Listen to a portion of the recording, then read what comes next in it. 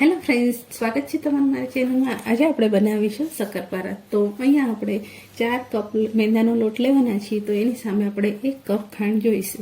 તો 1 કપ ખાંડમાં આપણે 1 કપ પાણી ઉમેરીશું।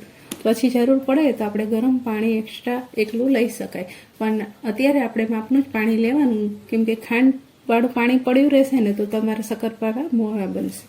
એટલે હવે આપણે આને ગેસ પર રાખી દેશું। તો જ્યાં સુધી ખાંડ ઓગળે ત્યાં સુધી આપણે એને ગેસ પર રહેવા દેશું।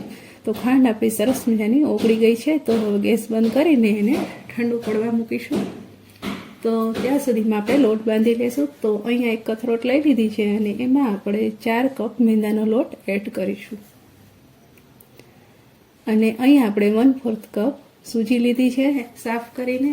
તો સૂજી તો તમે જ્યારે સકરપારા બનાવો તો એડ કરવાની જ, એનાથી તમારા સકરપારા એકદમ ક્રિસ્પી કંદોઈની દુકાન જેવા બને છે। અને એનો થોડો સ્વાદ વધારવા માટે આપણે અહીંયા અડધી ચમચી ઇલાયચીનો પાવડર એડ કર્યો છે।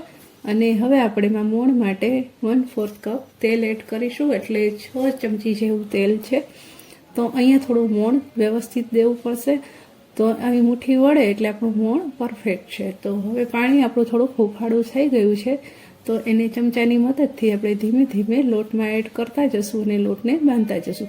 તો પાણી આપણે એકી સાથે જાજુ એડ નહીં કરી દેવાનું, થોડુંક થોડુંક કરીને લોટ બાંધવાનું, કેમ કે અહીંયા આપણે લોટ બહુ કડકય નહીં અને બહુ ઢીલોય નહીં એવો લોટ બાંધવાનો છે। તો લોટ આપણો સરસ મજાનો એકદમ પરફેક્ટ બાંધી તૈયાર છે અને આપણે આટલું પાણી બચી ગયું હતું।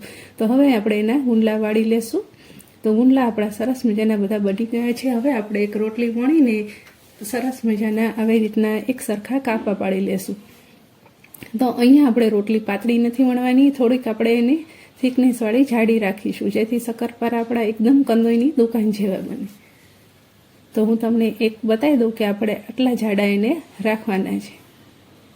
તો તમે જોઈ શકો છો કે આટલા જાડા આપણે રાખીશું, જેથી એ જ્યારે તમે તળીને એને તૈયાર કરી લેશો એકદમ, ત્યારે તમે જોશો તો તમને એમ જ લાગશે કે તમે કંદોઈની દુકાનેથી જ લાવ્યા છો। તો તેલ ગરમ થઈ ગયું છે અને આપણે હવે એને તળી લેશું। તો એકદમ ધીમા તાપે ખૂબ પેશન્સ સાથે જ આપણે એને તળવાના છે। આમાં તળવામાં જરાય ગેસ ફાસ્ટ કરીને આપણે ઉતાવળ નથી કરવાની। તો આને તળાતા 10 થી 15 મિનિટ જેવું એક બેચીસમાં લાગી જાય છે। તો એક સાઈડ આપણા સરસ કલર આવી ગયો છે, હવે આપણે એને પલટાઈ લેશું અને હજી આપણે ગેસની ફ્લેમને છેક સુધી ધીમી જ રાખવાની છે, મીડિયમથી પણ ધીમી રાખવાની, જેથી એકદમ લાલ ના થઈ જાય। તો સકરપારાનો સરસ બેઉ બાજુ કલર આવી ગયો છે અને જ્યારે તમે એને બહાર કાઢો ને તો બધા એકી સાથે જ બહાર કાઢી લેવાના, નહીંતર અમુક કાળા થઈ જાય છે, વધારે પડતો કલર આવી જાય છે। તો આવી રીતના તેલ ઉતારીને આપણે એને એક કથરોટમાં લઈ લેશું અને આવી રીતના બીજા સકરપારા પણ મેં વણીને કમ્પ્લીટ રાખ્યા છે, એને પણ આવી રીતના ધીમા તાપે આપણે તળી લેશું।